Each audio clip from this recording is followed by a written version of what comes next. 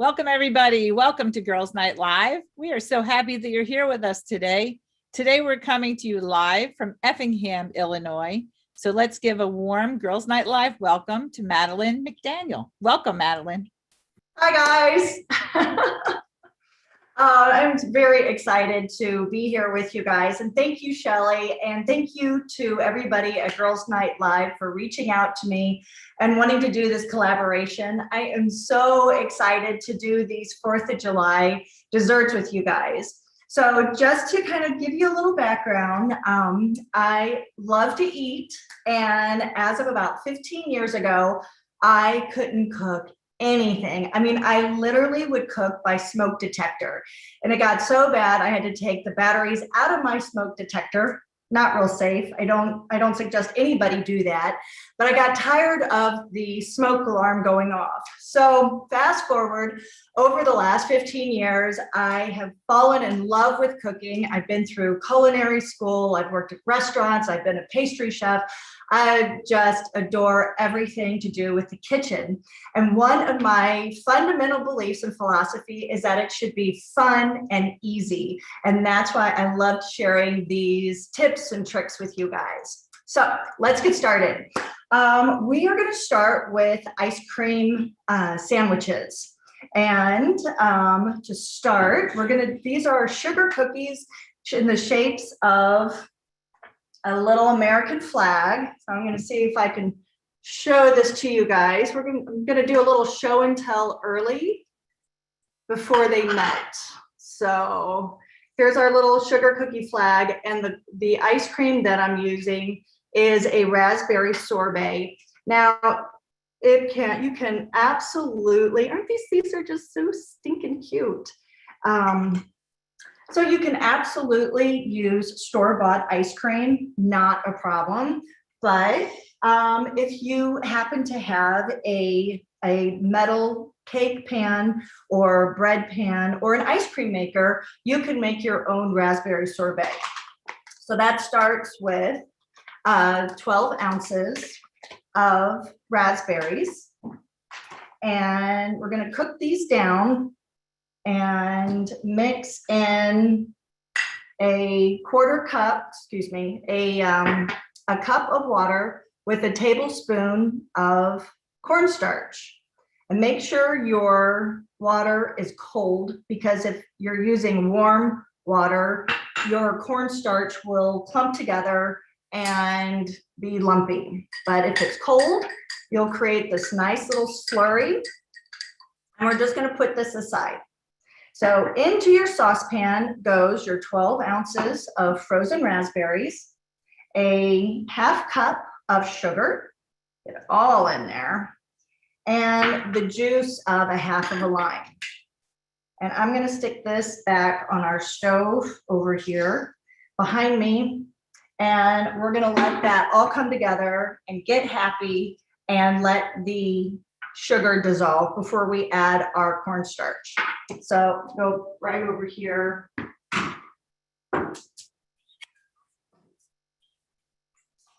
Kelly, are there any questions yet? I know we're just starting. Not yet. Nothing yet? Okay, great. So while our raspberry sauce is coming up, we're going to start on our sugar cookies. So you'll need 3 cups of flour and an eighth teaspoon of baking soda and a half teaspoon of salt. And then just go ahead and stir that into your flour and set that aside. So that was 3 cups flour. And all of these recipes, both for the raspberry sorbet and for the sugar cookies, are on my blog, Lakeside Table. Okay, so then you'll need 2 sticks of butter. And I'm going to get out my handy dandy Mix Master. Now you can use a electric mixer, you can use hand beaters, whatever is easiest.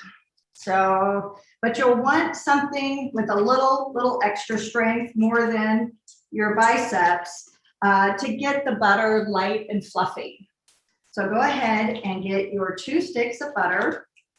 Ooh, our raspberry sauce is coming along nicely. I'm gonna give this a little stir. Yep, the sugar is starting to dissolve.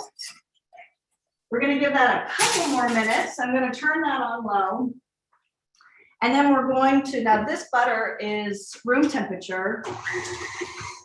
So it'll beat up nice and quickly. And then we're gonna take a cup of sugar. And we're gonna let this mix in with our butter and get that nice and fluffy. So that was 2 sticks of butter, 1 cup of sugar, and then you can either use a vanilla extract, almond extract. I'm going to use a lemon extract.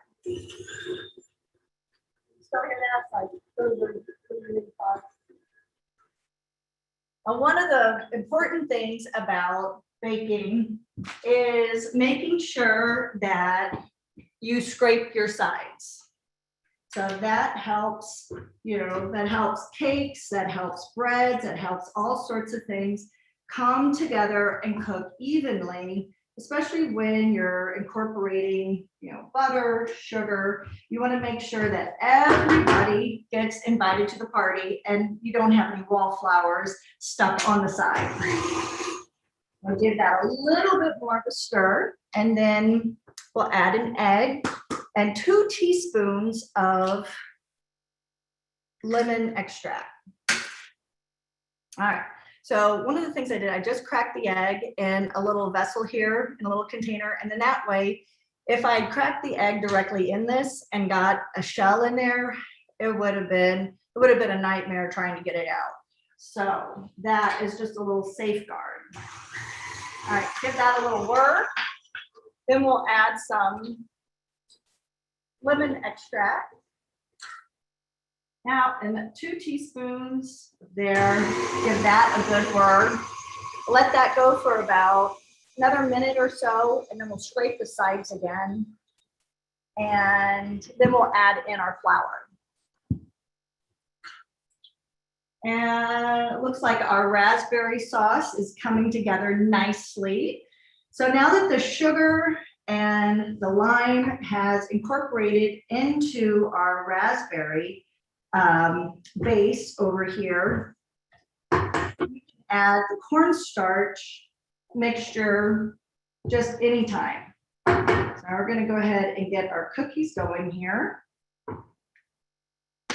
And give it one more stir. All right, now it's all happy. Now I'm going to add the flour, half of it, and then start to incorporate it. And then I'll add the other half, just so we don't have plumes of flour going everywhere. You still might get plumes of flour going everywhere, but adding it a little bit at a time, it decreases the chance of having a whole flour fall out. All right, we'll let this run, and the butter and the flour are getting all together. And then we'll add the rest of the flour. There we go. That's all happy. All right. So while our flour and sugar is coming together, we're going to give our cornstarch and water another little whir here. So this was a cup of water and a tablespoon of cornstarch.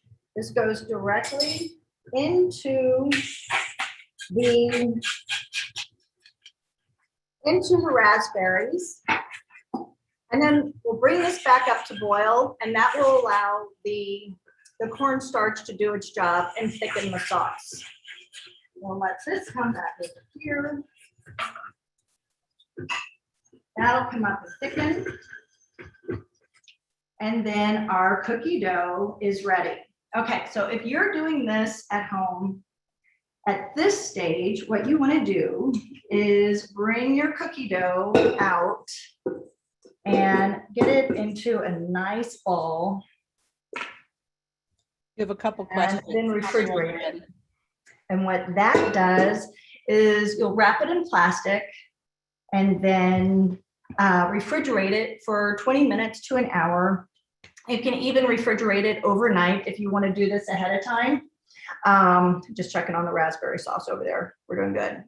And what that does is it allows the gluten and the fat molecules to bind really well so that your cookies don't fall apart. And then it makes it easier to roll out. So this is ready to rest.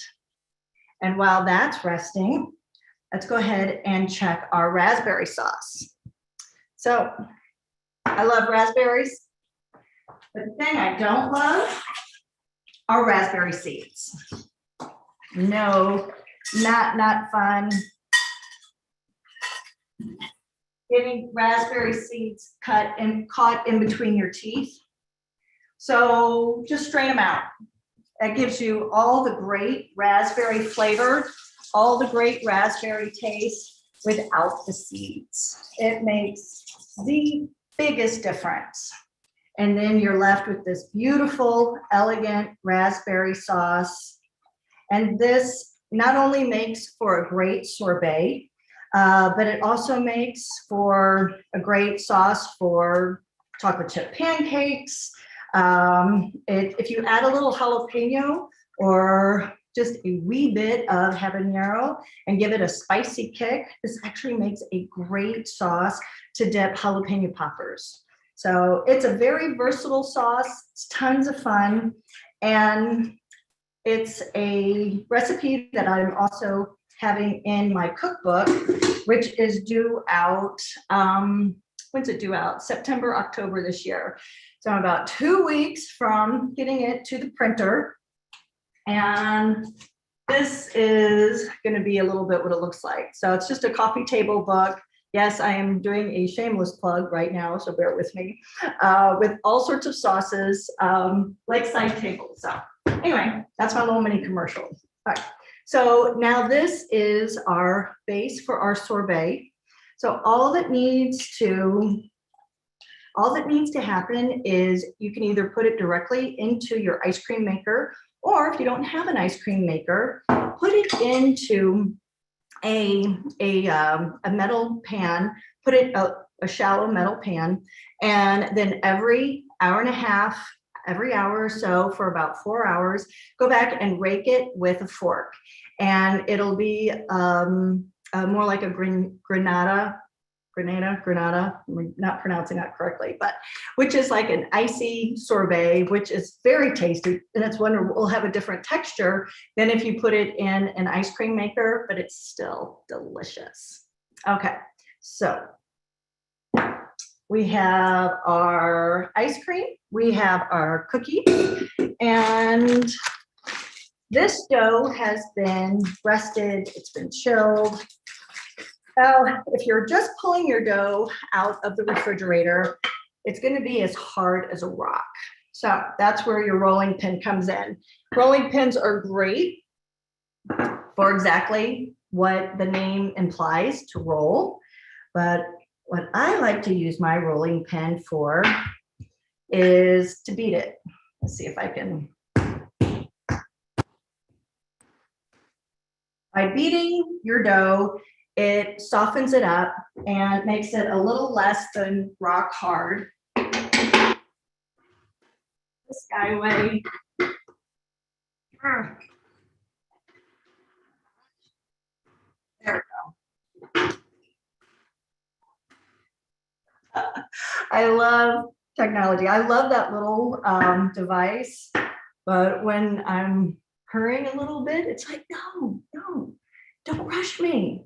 You have to be gentle with me. All right. So this dough I've let refrigerate and then come back out to room temperature. But if you're trying to roll out your dough straight from the refrigerator, give it a few whacks. Show it's who's boss. And then it's much easier to roll out. So roll your dough out to about 1/4 of an inch.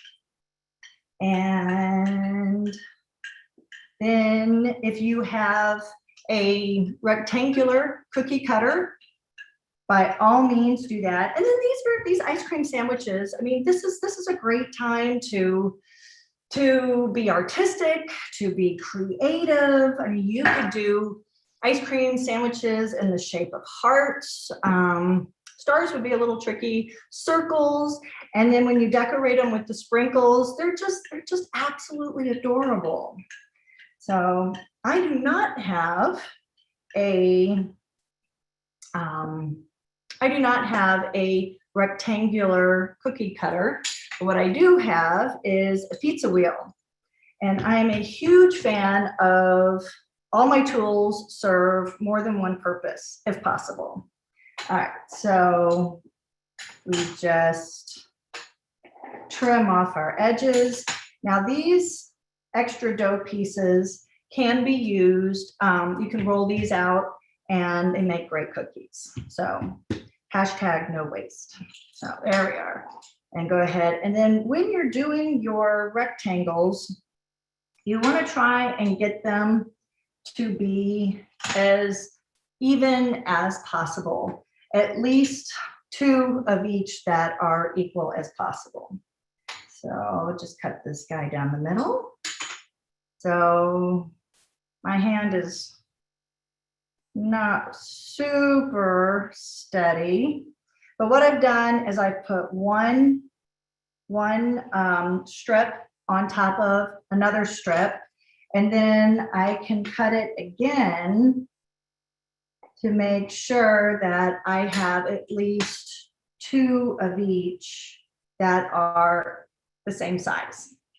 That's really all we're going for here.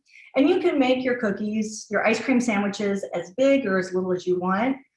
I recommend pulling back on the size and making them maybe a little on the smaller size than you think, because each sandwich is 2 cookies and also ice cream. So there's a lot going on here. So let's see, we're gonna have, so these will be our 2. So we've got our 2, now they're ready to be decorated. All right, so after you have all your cookies cut, you're ready to decorate, go ahead and put them on a cookie sheet. Now these have not been baked yet. All right, and this one, I'm gonna see, can you see that I used either a fork or a little tool to outline where I want the colored sugar to go. And this is a great place to be really creative and fun and funky. And what I've used for these are just regular sprinkles, regular red sprinkle. For the light blue, just little sugar. And then these are super cute. These are little bitty, let's see if you can see these little, they're sprinkles, but they're silver stars. And these come in silver, gold, all sorts of really neat things. And then another really fun sprinkle, which the dark blue and gold one is, are these fancy sprinkles. I'm not getting paid by any of these sugar companies or sprinkles. I just love them. So there's no disclaimer necessary here. So these are really fun. So draw those out and then very carefully use a little tool to help you make your straight lines. So this is a sauce dipper, found it on Amazon, and it was very, very helpful. If you don't have one of these handy, what you can do is use a little piece of parchment paper and then make a cone out of it. Tape it like that and make sure you have a real nice point like that. And then if you need to cut the tip of the point, then you can put your sugar in here and then you can make your lines with that. The parchment paper is a wonderful tool. So there we are with that. So we'll go ahead and I'll just, this is a really fun tool. And then having these lines here really help demonstrate where you're going. And I recommend doing all one color. I like starting with the dark color because then if it gets messy and it goes all over the place, then you know you can clean that up with the white sprinkles on top of it. All right. And again, the nice thing about these is that they're fun and they're cute, and it's you know, you don't have to worry about cooking in your kitchen is not about perfection. It's about fun. Now now there are places where cooking should be very precise and should be, you know, very perfect. And I will leave that to the French Laundry. I'll leave all that to restaurants. But when you're at home, it's important to have fun with it and give yourself enough grace, give yourself enough leeway to enjoy the process without having to be a perfectionist. Super fun, super cute. Okay, so in order to get cookies that do not spread as they bake, after you have got them decorated with your adorable little sprinkles, put them back in the refrigerator for at least 20 minutes, let the dough harden up, and then when you put it in your preheated 350-degree oven, your cookies will maintain their shape. Okay, so our raspberry sorbet, this I made a little bit earlier and put it through an ice cream maker. And we have some cookies here from earlier. So you can see that the edges maintained a really nice integrity because I refrigerated the cookies and put them into the oven cold. All right, and this sorbet, I mean, it's just fabulous. See how deep red this is? Absolutely gorgeous. So good. And if you like your sorbet a little bit sweeter, then taste the base before you put it into the, before you take it off the stove, and taste it. If you want it to be a little more tart, put a little bit more lime juice in it. So we're going to go ahead and put our sorbet over our cookie, and then we'll top it with the other cookie. And oh my God, these look so good.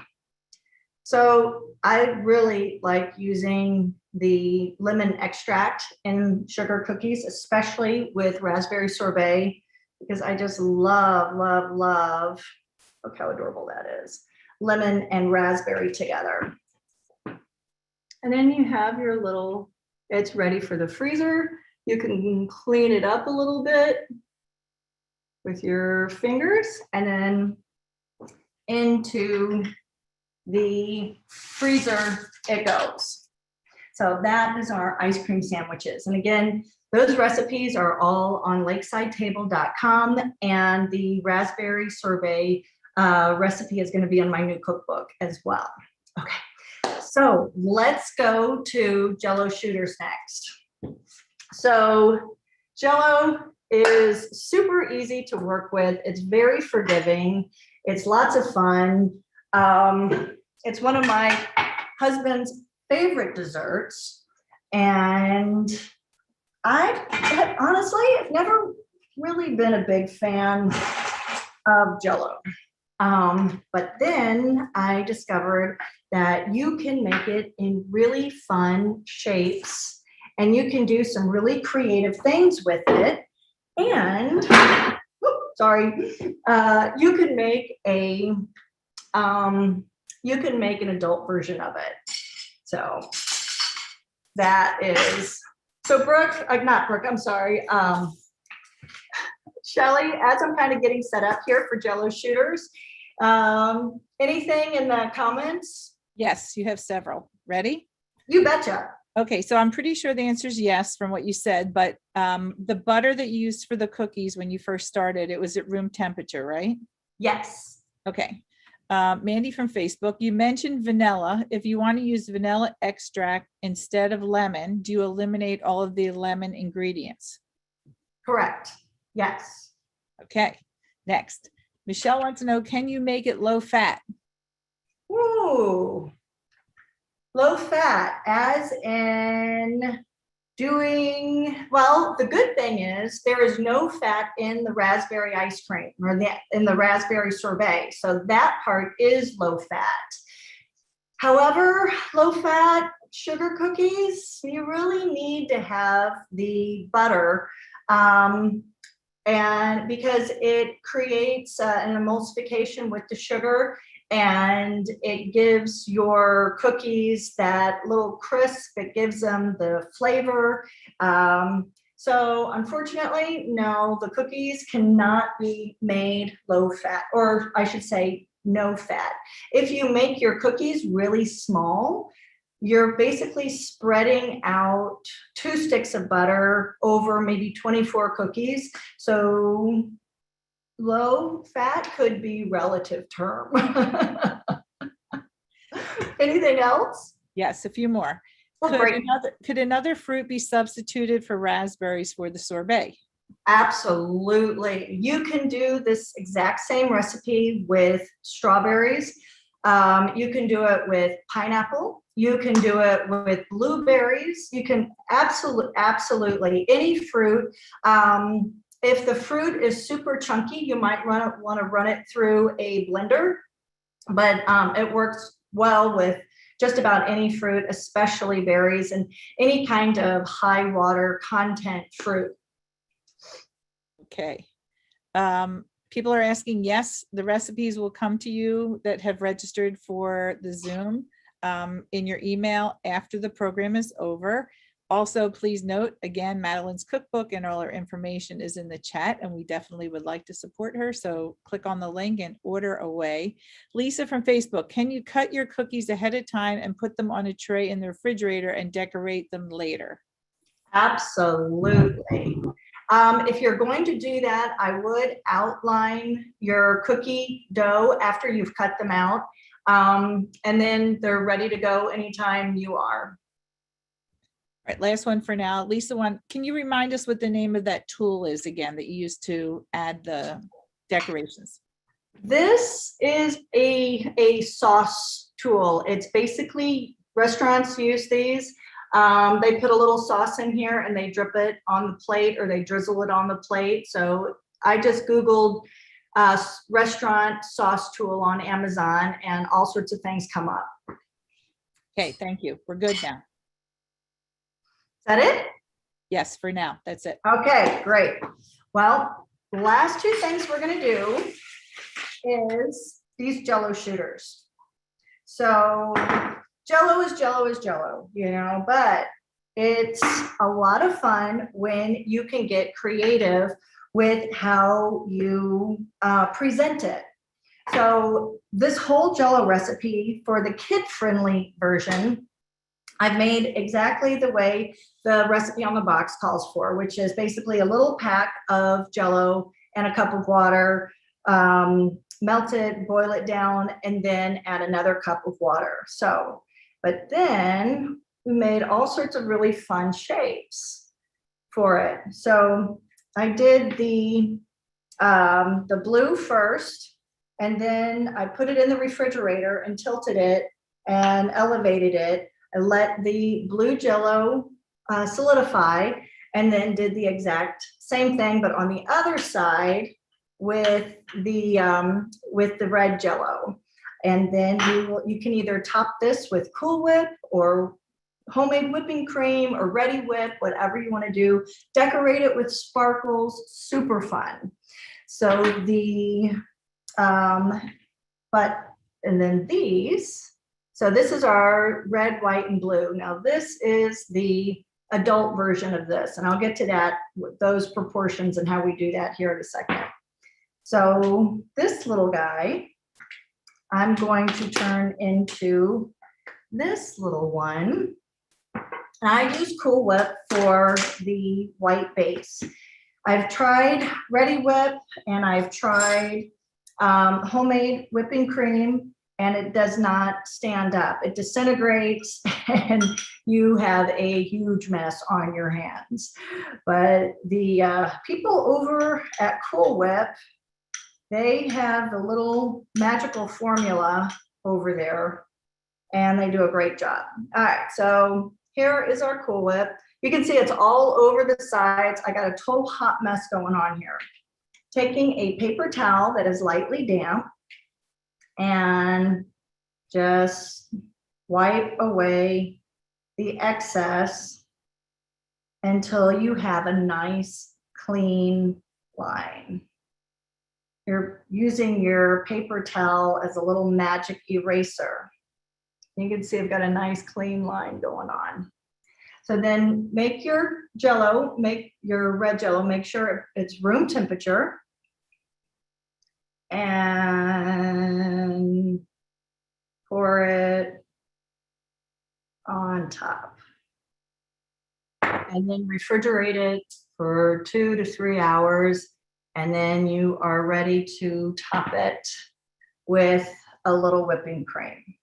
So I'm going to show you another fabulous tool that we use in the restaurant all the time, which I absolutely love.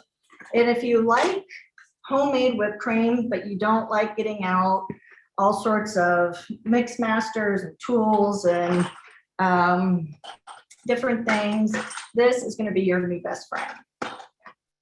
So this is a whipped cream dispenser, and it takes these special little chargers. And again, I just found all this stuff on Amazon, but any specialty store can definitely, grocery store can definitely hook you up. All right, and these hold about 2 cups of whipping cream. I'm gonna go ahead and pour that right in here.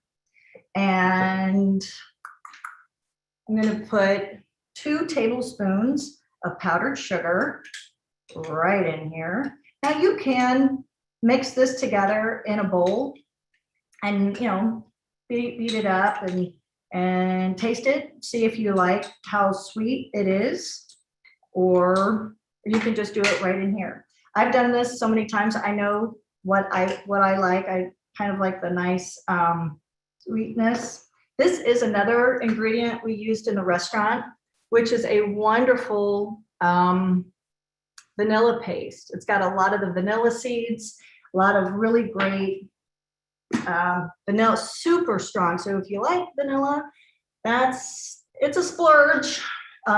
It's not cheap, I gotta tell you, but a little goes a long way, and it's really, really yummy. All right, I'm giving this a good shake to get the powdered sugar mixed in. It's kind of like being Tom Cruise on the, what is that movie, Cocktail, the bartenders. All right, and then this cartridge goes into this little guy right here. And then we're gonna,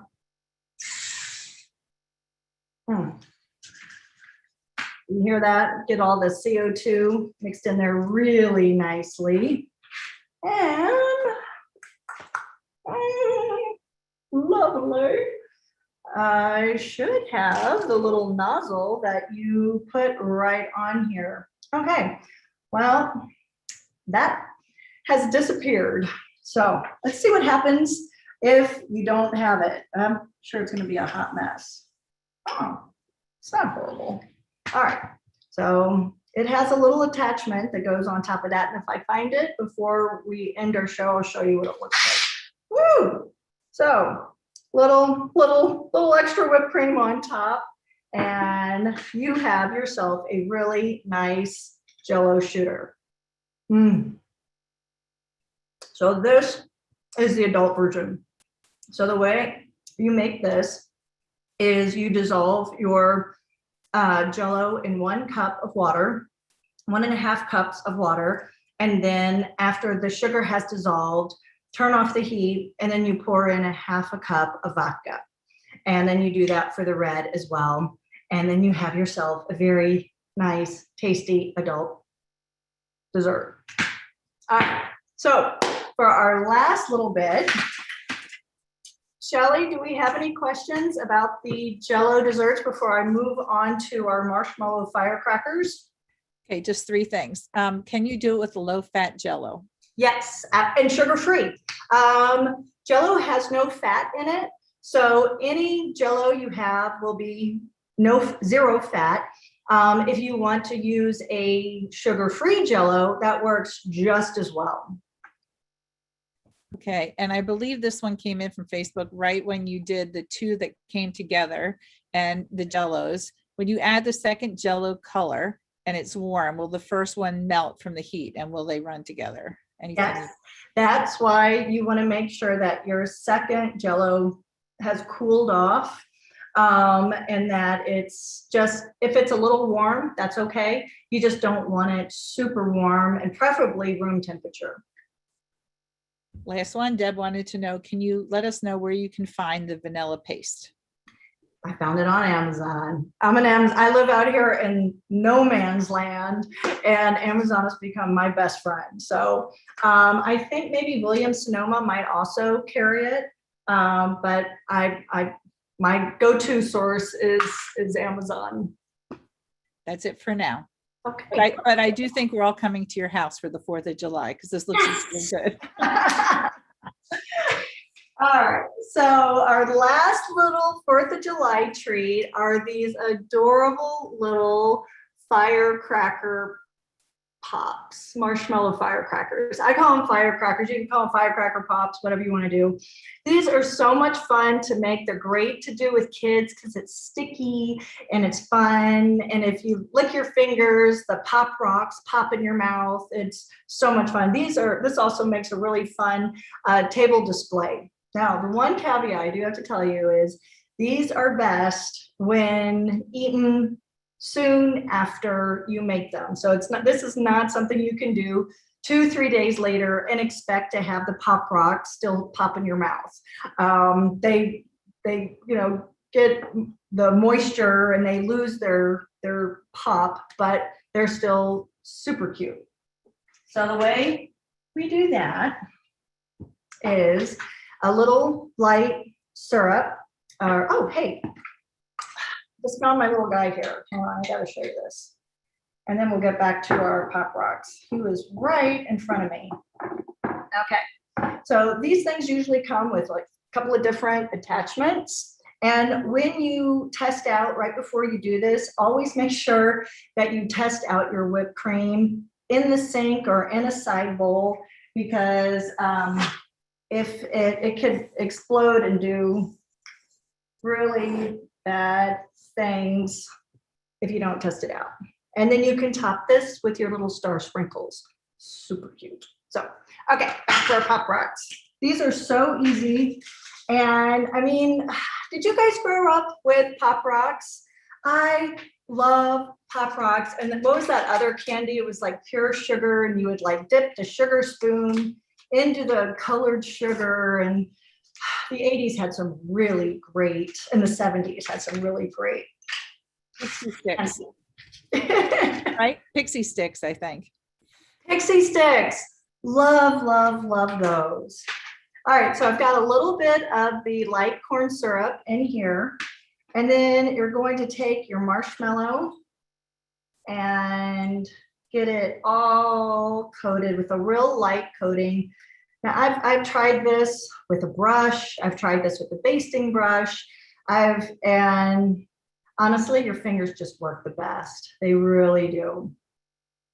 And then you roll this in your favorite color pop rocks. I did these, I did individual colors, but there's no reason why you can't mix colors. I mean, these are like fireworks, right? There's all sorts of colors and creativity, and I mean, just fun stuff with with all this. I mean, even though this kind of looks like a little bit of a hot mess, that's all right. You can take a whichever color sugar sprinkles and spread these over to kind of fill in the gaps, and you can paint, and it gives it a little sparkle. And then take your straw, a fun colored paper straw. This helps the environment.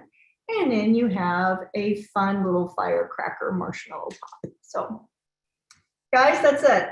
So any other questions, anything else I can answer for you today?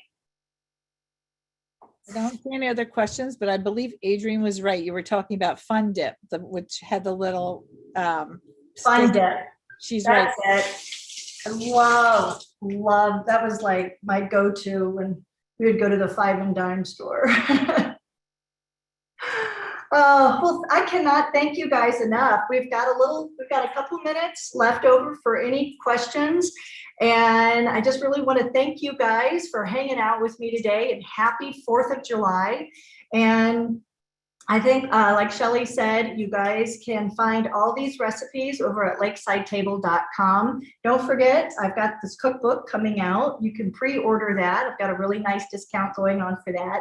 And I cannot thank you guys enough for making a big mess with me in my kitchen today. Well, this was great. And thank you so much. I was just literally putting your information in the chat again. And I believe we're going to stop the live stream now. Matt's going to stop the live stream. And then for all of us that are still here in the Zoom room, if you would like to unmute your microphone and say, have any further questions or say goodbye. And thank you to Madalaine.